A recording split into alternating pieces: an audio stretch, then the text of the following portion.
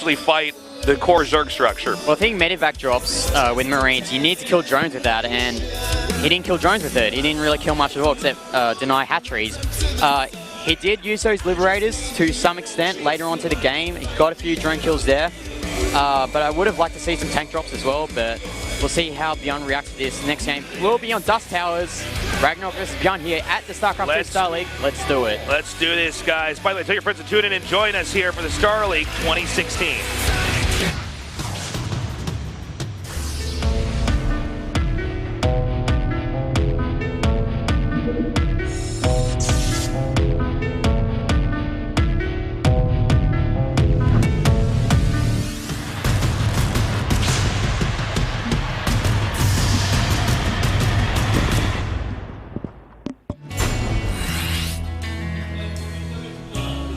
Okay, we're here in game number 2. In the upper right, in the red, he is RagnaroK. In the bottom left, in the blue, our Terran player, ByuN.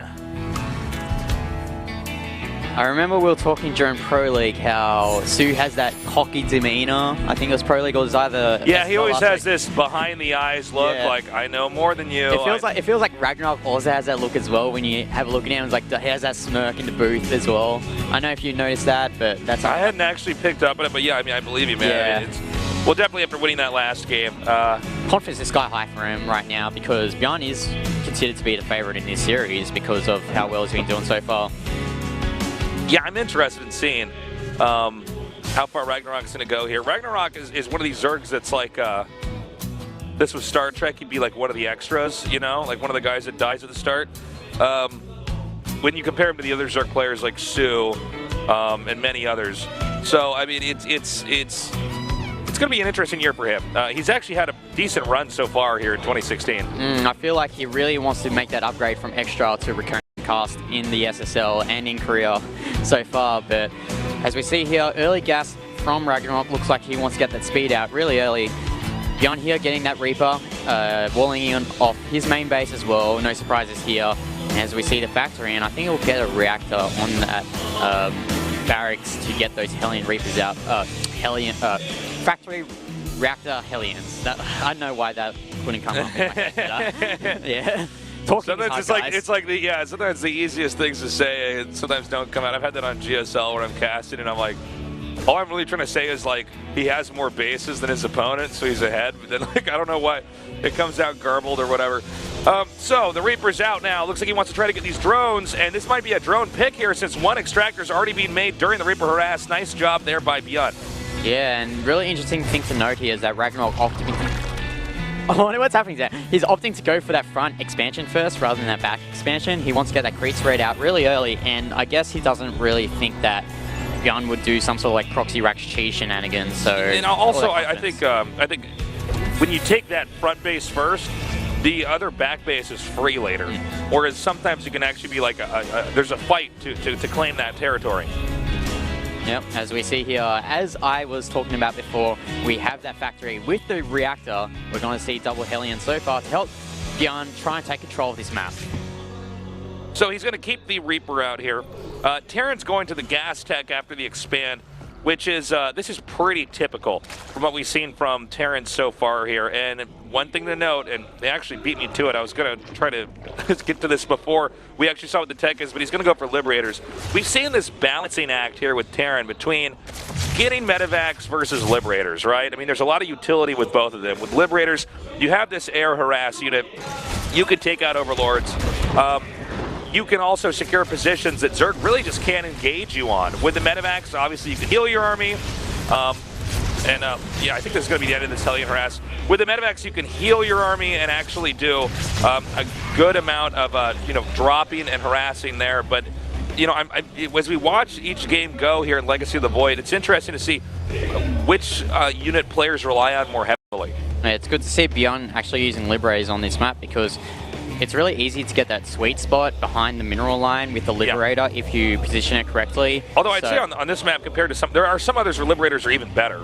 Especially with that Liberator range, if you decide to get it, it's just pretty much impossible for your opponent to deal with. As we see here, RagnaroK starting to spread his creep out down his ramp. And it looks like this Liberator is actually going to go for the main base. So we'll see how much damage this does and how fast RagnaroK reacts to it. So the Liberator's out here at the top center, and I believe we have a push. Can you actually check on our preview PC? What is that in the middle of the map here? That is 3 Hellions. Couple of Hellions, excuse me. Couple of Hellions coming down here. Liberator now in position, but just out of range of the drones. I think that was actually a misclick. That didn't seem to be the proper place to set up. As we see here, gets 1 drone, but that Spore Crawler of RagnaroK is actually going to go up. So nice move here from ByuN though, doing a scan, taking out that creep tuner. That's the only creep tuner that RagnaroK has been working on so far. So it's going to take a while for that creep to extend further down that ramp as this Liberator just takes some pot shots on this Overlord. We'll see what he does after this Overlord might... No, he doesn't die. Ravagers come in. Yeah, I think the threat of the Ravagers is pretty high here. You know, the Liberator is one of the clunkier units in this game, so you got to really be on top of it, or it can just get hit and not even in a fair trade, just be gunned down easily. What I'm loving here from ByuN is that he hasn't recklessly lost these Hellions yet. This means that he can keep poking at that ramp of RagnaroK. And one thing that we see a lot from Zergs in this matchup, and especially on this map, we saw it last week between 2 and Innovation, was that a lot of Zergs are favoring that Ravager, Roach, Ling timing attack once they get that 3rd base up. But it looks like RagnaroK's just content sitting at his base on 3 bases right now, getting those upgrades, like last game, the speed roaches, missiles, and ground upgrade for the ground units for RagnaroK. Okay, so he's grouping up now. Now expanding southward into the center right here is RagnaroK. It's been a fairly standard Terran versus Zerg so far. We've had a little bit of harass here from the Terran. Zerg slowly pushing creep out. I would also say I think ByuN's done a pretty effective job of pushing that creep back a good amount. But pretty soon it's going to become push time here, and Terran's going to actually have to push out, try to do some serious damage, and that's where we're going to find out just how solid the control is for these two guys. Oh, nice circling harass here from RagnaroK. Takes out 2 SSVs as those Hellions have to go back.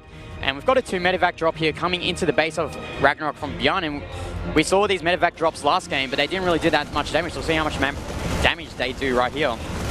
Okay, he does come in here. Nice job getting these 2 Overlords. That's definitely something here.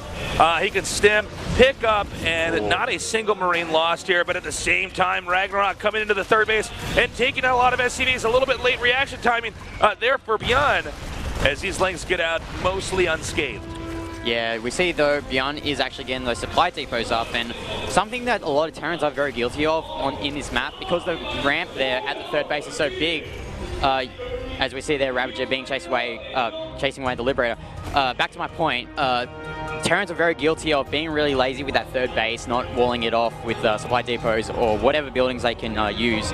But we see ByuN actually being smart, trying to start that. But we see the run by as well. I didn't know why ByuN did not attack those Zerglings, and he has to come back and delay this. RagnaroK's doing a really good job delaying this push. ByuN a little bit absent here on the map. I got to say, I'm kind of surprised to see that. And it's not the first time we saw those Lings get in there once already. ByuN is going to have to do some serious damage with this push. Let's see if he's got enough. Right now, the supply lead ahead slightly here for RagnaroK. We've got a couple of tanks here with those medivacs. We'll see how well ByuN positions this as he's trying to take this 4th base out.